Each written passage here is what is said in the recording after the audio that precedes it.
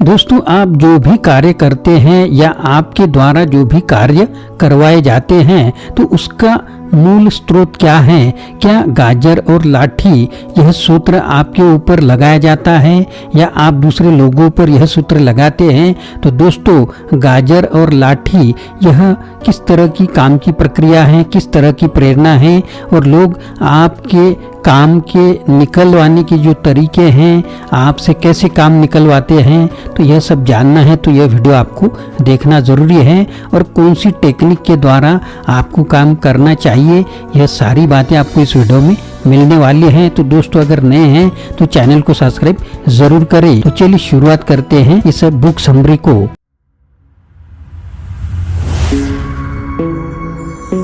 Hello दोस्तों, मेरा नाम आनंद है और बिजनेस आनंद इस चैनल में आप सभी का स्वागत है। प्रेरणा के बारे में हम जो कुछ भी जानते हैं वह सब गलत है।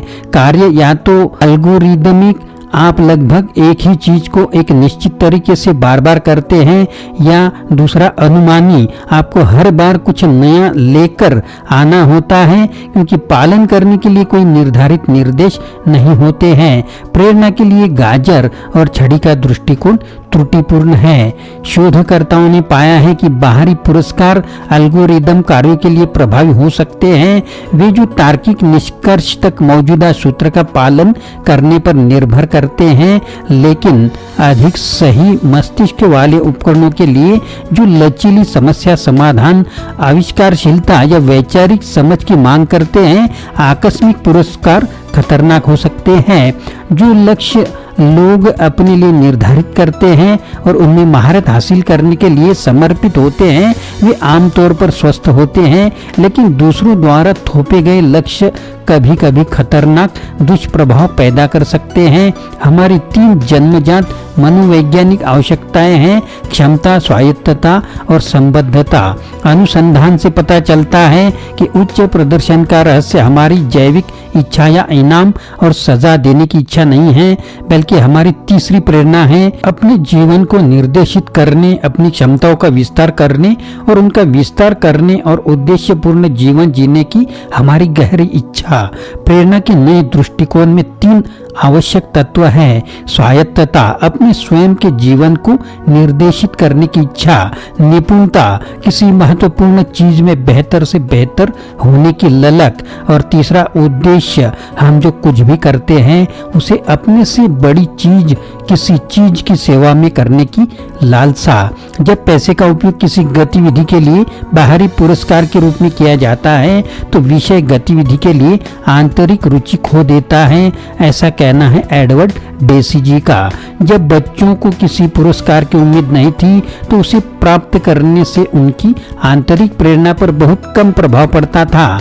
केवल आकस्मिक पुरस्कार, यदि आप ऐसा करते हैं तो आपको वह मिलेगा, का नकारात्मक प्रभाव पड़ा, क्योंकि अगर तब पुरस्कारों के लिए लोगों को अपनी कुछ स्वायत्तता खोनी पड़ती है। लोग किसी अन्य व्यक्ति की प्रेरणा और व्यवहार को बढ़ाने का लाभ पाने की उम्मीद में पुरस्कारों का उपयोग करते हैं, लेकिन ऐसा करने में वे अक्सर गतिविधि के प्रति उस व्यक्ति की आंतरिक प्रेरणा को कम करने की अनजाने और छिपी हुई लागत को उठाते हैं, ऐसा कहना है जॉन मार्शल रिव का।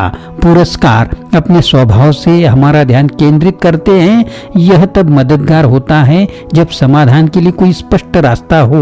वे हमें आगे देखने और तेजी से दौड़ने में मदद करते हैं, लेकिन मोमबत्ती समस्या जैसी चुनौतियों के लिए अगर तब प्रेरक भयानक है। जैसे कि इस प्रयोग से पता चलता है, पुरस्कारों ने लोगों का ध्यान कम कर दिया और उस व्यापक दृष्टिकोण को धुंधला कर दिया जो उन्हें पुरानी वस्तुओं के लिए नए उपयोग देखने की अनुमति दे सकता था। अमाबिले और अन्य ने पाया है कि बाहरी पुरस्कार एल्गोरिदम कार्यों के लिए प्रभावी हो सकते हैं, ये जो किसी मौजूदा फार्मूले का उसके तार्किक निष्कर्ष तक पालन करने पर निर्भर करते हैं, लेकिन अधिक सही दिमाग वाले उपक्रमों के लिए जो लचीली समस्या समाधान, आविष्कारशीलता या वैचारिक समझ की मांग करते हैं, आकस्मिक पुरस्कार खतरनाक हो सकते हैं।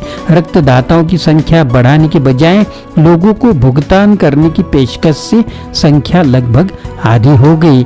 लक्ष्य जो लोग अपने लिए निर्धारित करते हैं और जो महारत हासिल करने के लिए समर्पित होते हैं, वे आमतौर पर स्वस्थ होते हैं, लेकिन दूसरों द्वारा लगाए गए लक्ष्य, बिक्री लक्ष्य, त्रैमासिक रिटर्न, मानकीकृत परीक्षण स्कोर और इसी तरह कभी-कभी खतरनाक दुष्प्रभाव हो सकते हैं। संकीर्ण फोकस, अनैतिक व्यवहार, जोखिम लेने में वृद्धि, सहयोग में कमी और आंतरिक प्रेरणा में कमी के कारण लक्ष्य संगठनों के लिए व्यवस्थित समस्याएं पैदा कर सकते हैं। अपने संगठन में लक्ष्य लागू करते समय सावधानी बरतें, लोगों को पुरस्कार की संभावना से उत्साहित करें और बेहतर निर्णय लेने के बजाय, जैसा कि मोटिवेशन 2.0 उम्मीद करता है, वे वास्तव में बदतर निर्णय ले सकते हैं। गाजर और लाठी के 7 घातक दोष। पहला, वे आंतरिक प्रेरणा को खत्म कर देते हैं।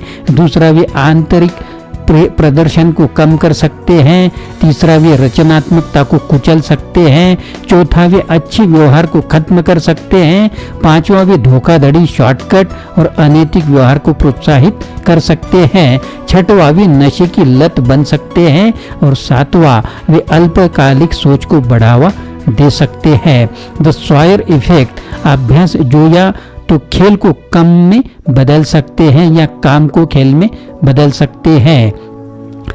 आवश्यकता, कोई भी बाहरी इनाम अप्रत्याशित होना चाहिए और कार्य पूरा होने के बाद ही दिया जाना चाहिए। सबसे पहले अमूर्त पुरस्कारों पर विचार करें। प्रशंसा और सकारात्मक प्रतिक्रिया नकदी और ट्रॉफियों की तुलना में बहुत कम हानिकारक है। दूसरा, उपयोगी जानकारी प्रदान करें। लोगों को उनके काम के बारे में सार्थक जानकारी दें। संक्षेप में, रचनात्मक दाएं मस्तिष्क अनुमानी कार्यों के लिए आप यदि तब पुरस्कार की पेशकश करते हुए अस्थिर स्थिति में हैं, आपके लिए अभी वह पुरस्कारों का उपयोग करना बेहतर है। और यदि आपके अब वह पुरस्कार प्रशंसा, प्रतिक्रिया और उपयोगी जानकारी प्रदान करते हैं तो आपके लिए सबसे अच्छा होगा। आत्मनिर्णय सिद्धांत का तर्क यह है कि हमारी 3 जन्मजात मनोवैज्ञानिक आवश्यकताएं हैं: क्षमता, स्वायत्तता और संबंधितता। मनुष्य में स्वायत्त, आत्मनिर्धारित और एक दूसरे से जुड़े रहने की जन्मजात आंतरिक प्रेरणा होती है, और जब वह प्रेरणा मुक्त हो जाती है तो लोग अधिक हासिल करते हैं और समृद्ध जीवन जीते हैं। खेल के बीच में कई लोगों ने ग्रीक ऑटो स्वयं और टेलोस लक्ष्य या उद्देश्य से 6 जेंट मिहाली ने एटोटेलिक अनुभव कहा था, उसका आनंद लिया। एक एटोटेलिक अनुभव में लक्ष्य स्वयं पूर्ण होता है, गतिविधि का अपना प्रतिफल है। लोगों के जीवन में सबसे उच्चतम, सबसे संतोषजनक अनुभव तब जब वे प्रवाह में थे। प्रवाह में लक्ष्य स्पष्ट है, आपको पहाड़ की चोटी तक पहुंचना है, गेंद को नेट के पार मारना है या मिट्टी को सही तरीके से डालना है। प्रतिक्रिया तत्काल है, पर्वत की चोटी करीब या दूर हो जाती है, गेंद सीमा के अंदर या बाहर जाती है, जिस बर्तन को आप फेंक रहे हैं वह चिकना या असमान निकलता है। सबसे महत्वपूर्ण प्रवाह में एक व्यक्ति को क्या करना था और वह क्या कर सकता है के बीच संबंध एकदम सही था। चुनौती बहुत आसान नहीं थी, न ही यह बहुत कठिन था। यह उनकी वर्तमान क्षमताओं से 1 या 2 पायदान अधिक था, जिसने शरीर और दिमाग को इस तरह से बढ़ाया कि प्रयास ही सबसे स्वादिष्ट पुरस्कार बन गया। उस संतुलन ने फोकस और संतुष्टि की एक डिग्री पैदा की जो आसानी से अन्य अधिक सामान्य अनुभवों से आगे निकल गई। प्रवाह में लोग उस क्षण को इतनी गहराई से जीते थे और पूरी तरह से नियंत्रण में महसूस करते थे कि उनका समय, स्थान और यहाँ तक कि आत्मबोध भी खत्म हो गया। निसंदेह वे स्वायत्त थे, लेकिन इससे भी अधिक वे लगे हुए थे। जैसा कि कवि W.H. ऑर्डेन ने लिखा था, वे एक समारोह में खुद को भूल रहे थे।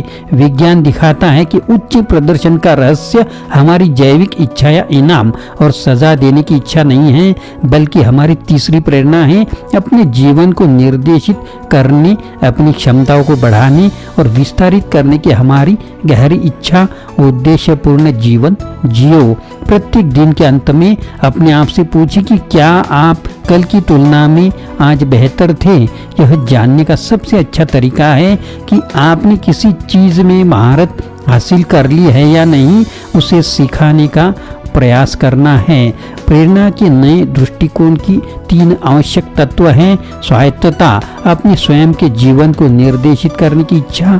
दूसरा, निपुणता, किसी महत्वपूर्ण चीज में बेहतर से बेहतर होने की ललक। और तीसरा, उद्देश्य, हम जो कुछ भी करते हैं उसे अपने से बड़ी किसी चीज की सेवा में करने की लालसा।